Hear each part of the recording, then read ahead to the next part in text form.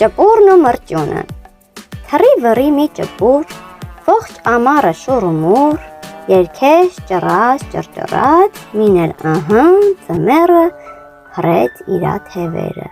բացեց գորգը սպիտակ, դաշտերն առավ ձյունի տակ։ Անցան պայծառ օրերը, էլ որն ասեմ, էլ որը,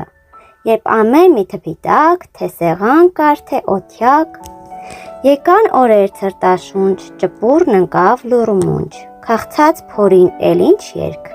ցուրտը տարավ ոտ ու ձեռք, զնգր դողալով, ծանր սողալով,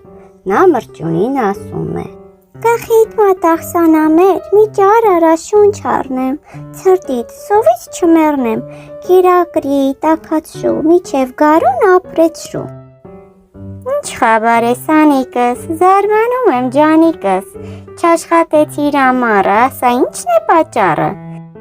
Էդպես բանի սանամեր, էլ ժամանակով ուներ,